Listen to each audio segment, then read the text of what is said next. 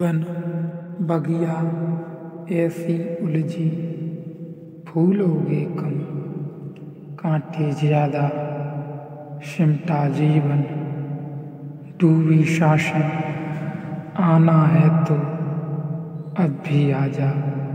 यदि आपने अभी तक अंतिम अध्याय नहीं देखा है तो कृपया करके अंतिम अध्याय देखें, उसके बाद ही इस अध्याय में प्रवेश करें। धन्य हैं वे जो डूबने को राजी हैं, क्योंकि उनको फिर कोई डुबा नहीं सकता।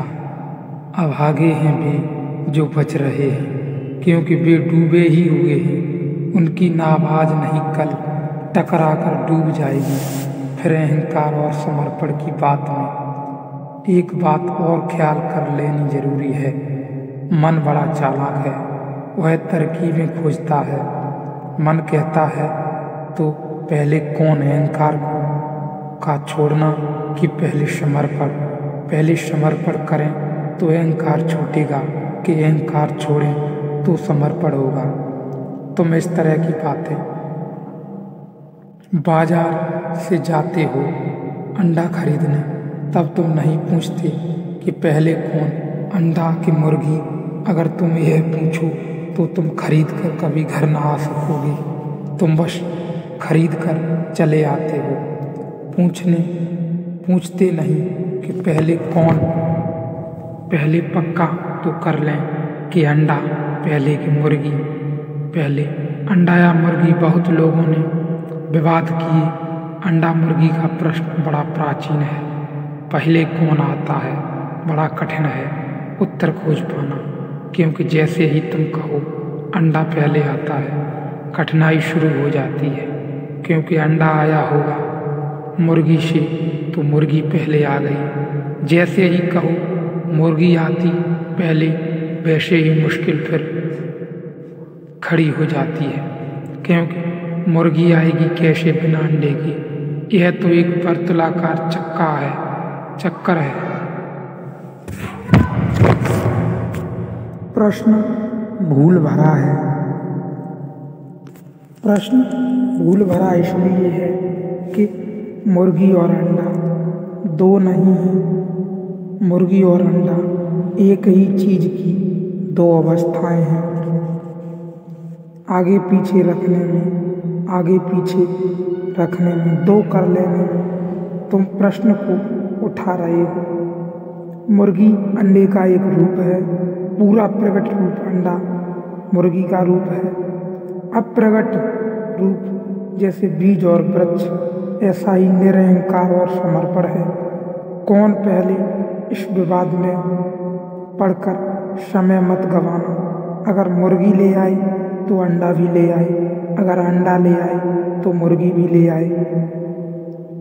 एक आ गया तो दूसरा आ ही गया।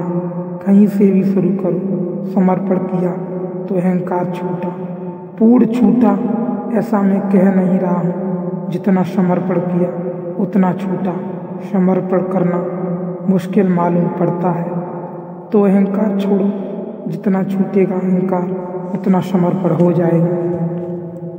दुनिया में दो तरह के धर्म हैं। एक है निरहंकार के धर्म और दूसरे समर्पण के हैं। एक धर्म है मुर्गी पर जोर देने वाले धर्म, एक है अंडे पर जोर देने वाले धर्म। दोनों सही हैं, क्योंकि एक आ गया तो दूसरा अपने आप आ जाता है। जैसे महावीर का धर्म है जैन धर्म, बुद्ध का धर्म है बौद्ध धर्म। उनमें समर्पण के लिए कोई जगह नहीं है।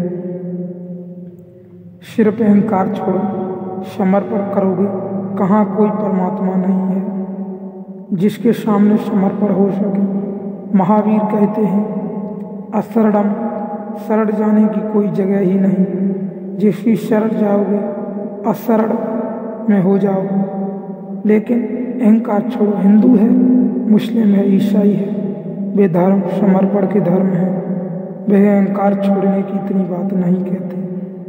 वे कहते हैं परमात्मा पर समर्पण करो। कोई शरण खोज लो, कोई चरण जहाँ तुम अपने सिर को झुका सको। अहंकार अपने से चला जाएगा। दोनों सही हैं, क्योंकि दोनों घटनाएं एक ही सिक्के के दो पहलू हैं। या तो तुम अहंकार छोड़ो या फिर तुम समर्पण करो। तुम सिक्के का सीधा हिस्सा घर ले आओ कि उल्टा हिस्सा घर ले आओ, इससे क्या फर्क पड़ता है? सिक्का घर आ जाएगा। दोनों ही एक सिक्के के पहलू हैं, पर कहीं से शुरू करना पड़े। बैठकर सिर्फ गणित मत बैठाते रहना, नहीं तो बहुत समय बीत जाएगा, बहुत देर हो जाएगी। जियो परमात्मा में, धीरे धीरे अहंकार को झड़ने दो, अहंकार को झड़ने दो, खत्म होने दो। उसमें बाधा मत बनो। जैसा भी है, जहाँ भी है, उसे झड़ने दो और जियो प्रेम की धारा के साथ। सत्य अभी काफ़ी है, अभी जियो परमात्मा में। धीरे धीरे धीरे धीरे निरअहंकार ही हो जाओगे। अहंकार नाम की चीज़ ही खो जाएगी। एक दिन पता चलेगा अहंकार है ही नहीं, पूर्ण समर्पण फलित हो गया।